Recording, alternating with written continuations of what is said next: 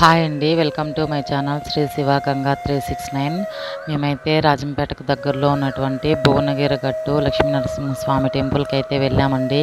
ఇక్కడ పౌర్ణమి మరుసటి రోజు స్వామివారికి కళ్యాణం జరుపుతారండి. లక్ష్మీనరసింహస్వామి వారికి పెంచిల్ కోన నుంచి అయితే తలంబ్రాలు వచ్చిన తర్వాత ఇక్కడ కళ్యాణం జరుపుతారు. పౌర్ణమి రోజున పెంచిల్ కోనలో కళ్యాణం చేస్తారంట. తర్వాత తలంబ్రాలు ఇక్కడికి పంపుతారంట. అందువలన పౌర్ణమి మరుసటి రోజు ఇక్కడ కళ్యాణం అయితే జరుగుతుందండి. కళ్యాణం చూడ్డానికైతే అందరము రెడీ అయితే వెళ్తున్నామండి. మా పెద్దమ్మ వాళ్ళ ఇంట్లో అందరము, మా ఇంట్లో అందరము, మా చెల్లెలు అందరము కలిసి వెళ్తున్నామండి. ముందుగా ఒక ట్రిప్ అయితే వెళ్ళారు కారులో, తర్వాత మేమైతే వెళ్తున్నామండి సెకండ్ ట్రిప్. ఇక్కడ స్వామివారు అయితే కొండపైన ఉంటారండి. స్వామివారి కళ్యాణం చూడ్డానికైతే రాజంపేట చుట్టుపక్కల ప్రజలందరూ కూడా అయితే వస్తారండి. చాలా బాగా జరుగుతుంది ఇక్కడ లక్ష్మీనరసింహస్వామికి. భువనగిరి గట్టు లక్ష్మీనరసింహస్వామి టెంపుల్కి అయితే ఇంతకుముందు నేను 2 టైమ్స్ అలాగా వచ్చానండి. కళ్యాణానికైతే నేను ఎప్పుడూ రాలేదు, ఇప్పుడైతే రావడం ఫస్ట్ టైం అండి.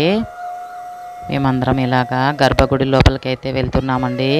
ఇక్కడ స్వామివారిని అలంకరించారు. ఇలాగా కళ్యాణ మండపం అయితే కింద ఉంటుందండి. ఇక్కడి నుంచి అయితే స్వామి అమ్మ వాళ్ళని తీసుకెళ్తున్నారు. ఇలాగా అలంకరించి తీసుకెళ్లేటప్పుడు గర్భగుడి చుట్టూ అయితే తిప్పుతున్నారండి స్వామివారిని. మంగళ వాయిద్యాలతో ఇలాగా గర్భగుడి చుట్టూ అయితే తిప్పుతున్నారు స్వామివారిని. చూడండి ఇలాగా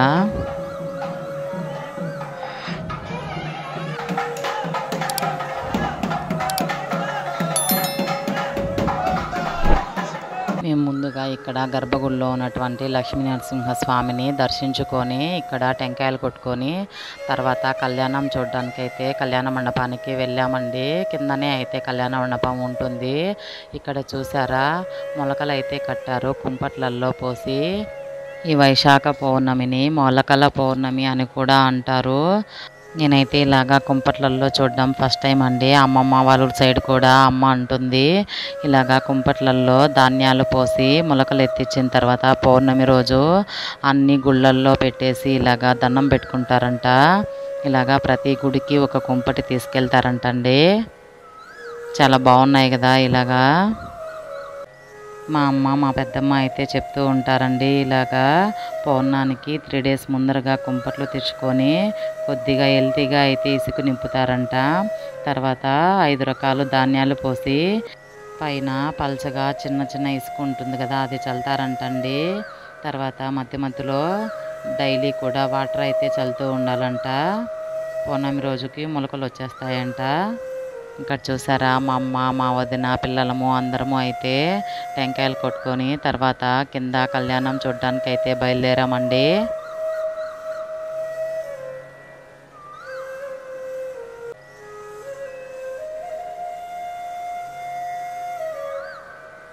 లక్ష్మీనరసింహస్వామి వారు అయితే ఇలాగా గట్టుపైన ఉంటారండి.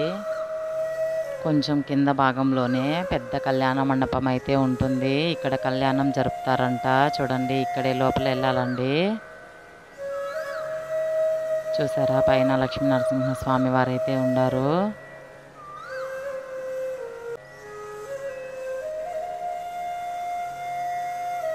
ఇక్కడైతే చెట్లు చాలా పచ్చగా ఉన్నాయండి. వాతావరణం అయితే చాలా బాగుంది మార్నింగ్ టైంలో కనుక. మధ్యాహ్నం అయితే ఎండ బాగా ఎక్కువగానే ఉన్నిందండి. ఈ వ్లాగ్ అయితే నిన్నటి వ్లాగ్ అండి. చూడండి మేమందరము కూడా ఇలాగా కళ్యాణ మండపంలోకి అయితే వచ్చేసాము. మాకు స్వామికి దగ్గరలోనే అయితే ప్లేస్ దొరికిందండి. చాలా దగ్గరగా నుంచి అయితే కళ్యాణాన్ని చూసాము.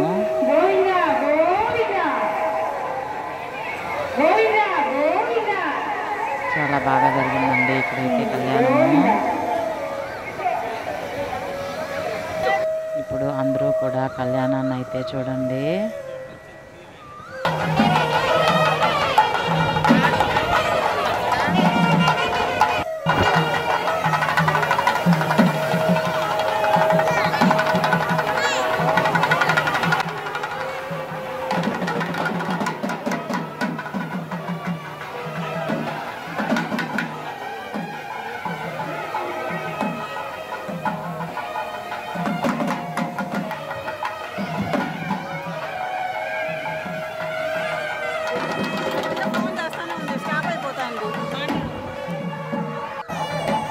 స్వామివారికి అయితే మంగళ వాయిద్యాలతో పట్టు వస్త్రాలు అయితే తీసుకొస్తున్నారండి.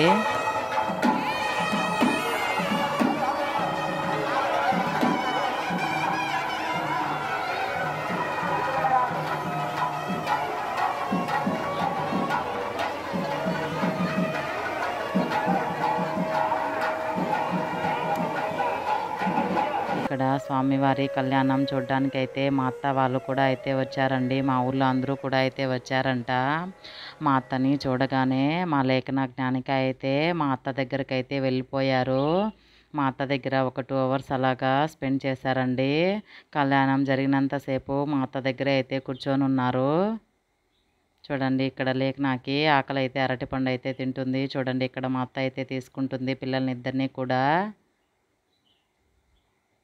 చుట్టుపక్కల వాళ్ళందరూ కూడా అయితే వచ్చారు స్వామివారి కళ్యాణాన్ని వీక్షించడానికి. దేవాసురులు ఇద్దరు కూడా దేవతలు రాక్షసులు ఒకసారి ఆ యొక్క మందర పర్వతాన్ని తీసుకొని క్షీరసాగరంలో అంటే పాల సముద్రం ఉంది. ఇక్కడ మీరు ఇతర కంట్రీస్ అంటే అదర్ కంట్రీస్కి వెళ్తే రెడ్ సీ, ఎర్ర సముద్రం, నల్ల సముద్రం, పాల సముద్రం అన్నీ ఉన్నాయి. పురాణాల్లో ఏవైతే చెప్పినారో ఈ భూప్రపంచంలో ఉన్నాయి. చరిత్ర ఇదంతా ఎక్కడ అమృత కల్పన కాదు. ఇది ఫ్యాక్ట్ ఏదైతే ఉందో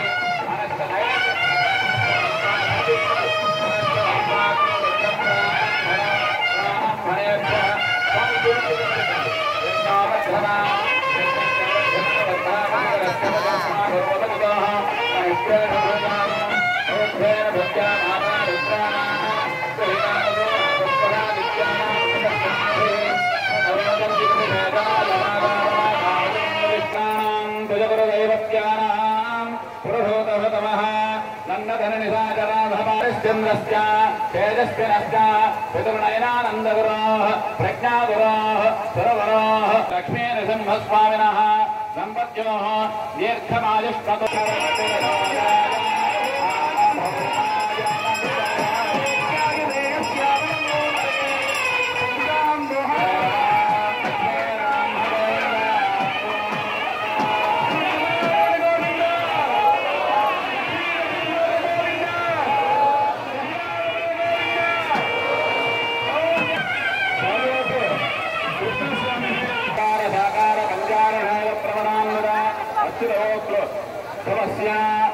బ్రహ్మధర్మణానత్రే పరమాత్మేరన్మస్వామినే వరాయ శ్రీమదఖిలాండకోటి బ్రహ్మాండ నాయక్యాం ఆదిపక్షాంతరహితాం శోభనీం అనంతకోటి సౌభాగ్యప్రదాజినీం సాకార నిరాకారయాత్రయా చతురాశ్రీ ప్రవణాన్విత శ్రీ సౌభాగ్యవసగోత్రోద్భవాం శ్రీ మహాసుధా సింధురాజ ధర్మణానత్రే శ్రీ రత్నాకర ధర్మణః పౌత్రీం శ్రీరామ ధర్మణః పుత్రీం శ్రీ మహాలక్ష్మీం కన్యాం.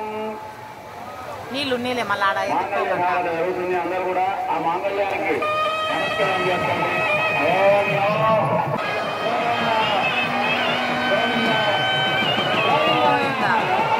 ఇక్కడ స్వామివారికి మాంగళ్య ధారణ అయితే జరుగుతుందండి. మీరు కూడా ఒకసారి చూసేయండి. స్వామివారి ఆశీర్వాదం మనందరికీ ఉండాలని ఆ స్వామివారిని మనస్ఫూర్తిగా అయితే కోరుకుంటున్నానండి.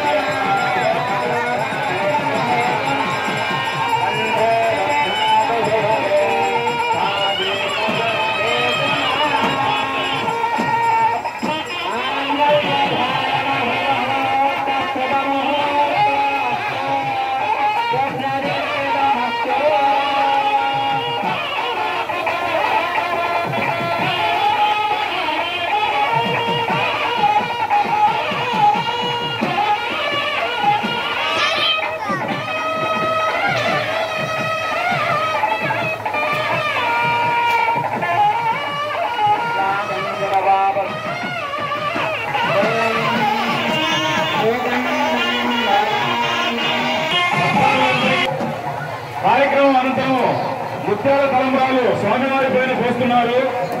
స్వామివారి పైన ముత్యాల తలంబ్రాలు పోసిన అనంతరము ప్రతి ఒక్కరికి ముత్యాల తలంబ్రాలు అందజేయబడతాయి.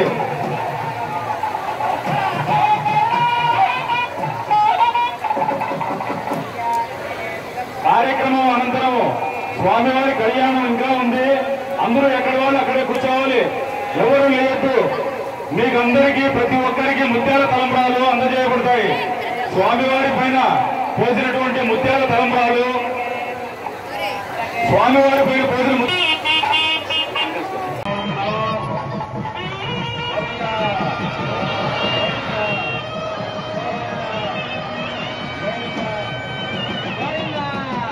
ఇలాగా స్వామివారి కళ్యాణాన్ని అయితే అందరం కూడా వీక్షించాము. తర్వాత ముత్యాలు తలంబ్రాలు అయితే ఇచ్చారండి. అవి తీసుకొని అందరము కూడా అన్నదానం అయితే జరిగిందండి. ఇక్కడ అన్నం తినేసి అయితే ఇంటికి బయలుదేరి వెళ్ళిపోయాము. వీడియో కనుక నచ్చితే ఖచ్చితంగా లైక్ చేయండి, షేర్ చేయండి, సబ్స్క్రైబ్ చేసుకోండి. Thank you for watching friends.